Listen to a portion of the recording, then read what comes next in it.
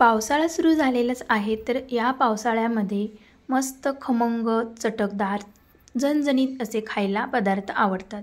तर आज मी बनवते खमंग झणझणीत धपाटे. तर पारंपरिक रेसिपी आज तुमच्यासोबत शेअर करते. चला मग आता आपण झटपट हे खमंग धपाटे बनवायला सुरुवात करूया. तर इथे मी घेतलेलं आहे ज्वारीचे पीठ 2 वाटी आणि गव्हाचं पीठ 1 वाटी घेतलेलं आहे आणि 1 वाटी इथे बेसन घेतलेलं आहे.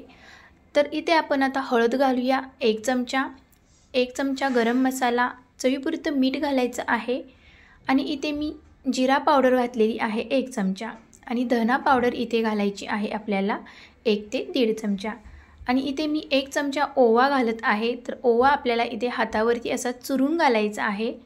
तर 1 चमचा ओवा घालायचा आहे. नंतर इथे भरपूर असे पांढरे तीळ घालायचे आहेत आणि इथे मी हरभऱ्याची डाळ भिजत घातलेली होती 15 ते 20 मिनिटे. ती इथे आपण 1 वाटी घालणार आहोत किंवा अर्धी वाटीही घालू शकता. तर इथे मी वाटण केलेलं आहे हिरवी मिरची, कोथिंबीर आणि लसूण. तर ही पेस्ट आवर्जून घालायची आहे. इथे मी लाल मिरची पावडरचा वापर करत नाही, तर हिरवी मिरचीचा वापर करत आहे. तर इथे भरपूर अशी 1 वाटी बारीक चिरलेली कोथिंबीर घालत आहे. तर हे सर्व जिन्नस घातल्यानंतर आता आपण हे पिठामध्ये मिक्स करून घेऊया. तर आता हे पिठामध्ये मिक्स करून घेतलेलं आहे. तर आता थोडं पाणी घालून आपल्याला हे पीठ छान घट्ट मळून घ्यायचं आहे. तर धपाट्याचे पीठ जास्त सैलसर नसते, आपल्याला घट्टच मळून घ्यायचं आहे. आणि एक छोटीशी टीप लक्षात घ्या, पीठ मळून झाल्यानंतर आपल्याला हे भिजत ठेवायचं नाही, नाहीतर ते पीठ फसफसू लागते. म्हणून झटपट आपल्याला धपाटे बनवायचे आहेत. तर आता तेल लावून आपण पुन्हा एकदा एकसारखा गोळा करून घेऊया. तर अशा पद्धतीने इथे मी हे पीठ मळून घेतलेलं आहे. तर आता आपण याची धपाटी बनवणार आहोत.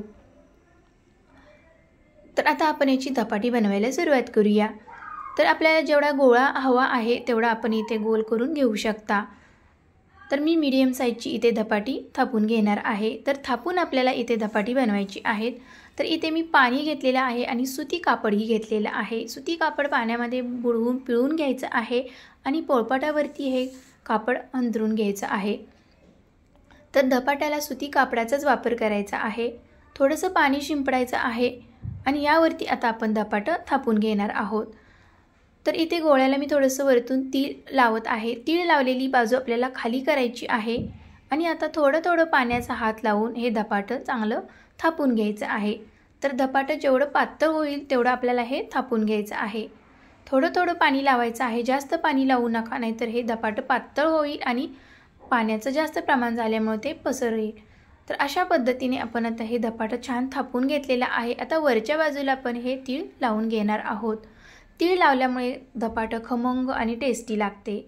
मध्ये असे 4 ते 5 होल करायचे आहेत. तर तवा इकडे गरम झालेला आहे, तेल सोडलेलं आहे. तर तव्यामध्ये मी धपाटे सोडते वेळी माझा व्हिडिओ बंद असल्यामुळे तो व्हिडिओ तुम्हाला मी दाखवू शकले नाही. तर दोन्ही बाजूनी खरपूस असं हे धपाटं छान भाजलेलं आहे. तर अशा पद्धतीने आपल्याला हे सर्व धपाटी भाजून घ्यायचे आहेत. मस्त खमंग, टेस्टी आणि झणझणीत अशी ही धपाटी झालेली आहेत.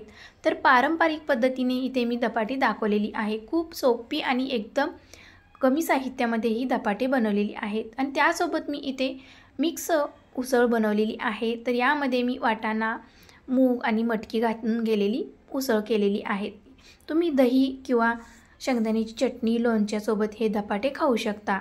जर तुम्हाला हरभऱ्याची डाळ घालायची नसेल तर स्किप करू शकता, पण हरभऱ्याची डाळमुळे खूप चविष्ट लागतात. एकदा नक्की ट्राय करा अशी धपाटी.